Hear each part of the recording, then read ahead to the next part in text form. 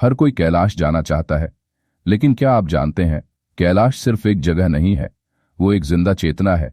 आज जो कहानी मैं आपको सुनाने जा रहा हूं, वो कहीं लिखी नहीं है, किसी किताब, किसी इंटरनेट पर नहीं। ये कहानी मुझे एक पुराने तपस्वी ने सुनाई थी, और मैं चाहता हूं आप भी इसे सुने, क्योंकि शायद इसमें आपके लिए भी कोई संकेत छिपा हो। एक गांव, एक लड़का और एक अनसुनी पुकार। उत्तराखंड के एक छोटे से गांव में एक लड़का रहता था।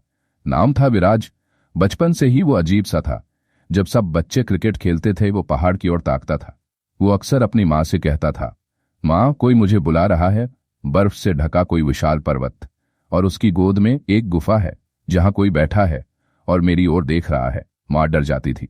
लोग उसे पागल कहते थे, लेकिन विराज के भीतर कुछ था, कोई गहरी पुकार जो उसे लगातार बुला रही थी। 21 की उम्र, और सब कुछ छोड़ दिया।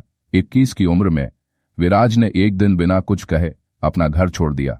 ना मोबाइल, ना पैसों का इंतजाम, बस एक चप्पल, एक चादर और जेब में एक रुद्राक्ष। लोगों ने कहा पागल हो गया है, लेकिन विराज को पता था वो अपने घर की ओर जा रहा है, मानसरोवर और उससे आगे, जहां इंसान नहीं जाते। विराज मानसरोवर पहुंचा। ठंडी हवा, बर्फीले बादल और वो विशाल झील जिसमें कैलाश का प्रतिबिंब उतरता है। लेकिन वहां रुकने की जगह नहीं थी। उसका मन आगे बढ़ना चाहता था, जहां आम श्रद्धालु नहीं जाते। एक रात मानसरोवर के पास एक बूढ़ा साधु मिला। आंखें तेज, शरीर शांत। वो बोला, कैलाश वो नहीं जो तू देख रहा है, कैलाश वो है जो तुझे अंदर से देख रहा है। तू तैयार हो तो तू सुनेगा, वरना बर्फ देख के लौट जाएगा। 21 दिन की साधना, बिना आग, बिना आग, सिर्फ ओम। विराज वहीं एक गुफा में बैठ गया। 21 दिन तक ना खाना, ना सोना, ना बोलना, सिर्फ एक मंत्र, ओम नमः शिवाय। हर सांस के साथ शरीर कांपने लगा, होश जाता रहा। फिर एक रात कुछ हुआ, त्रिशूल का स्वप्न, और पहली बार कैलाश बोला।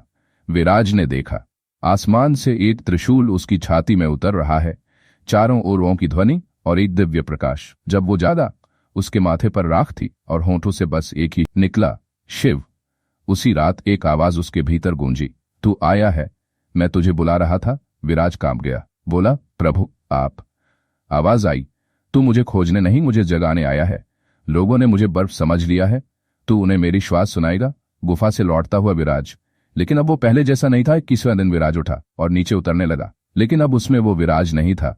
उसकी चाल में शांति थी, आंखों में तेज और आवाज में कोई अलौकिक गहराई। गांव लौटकर वो किसी मंदिर में बस बैठा रहने लगा।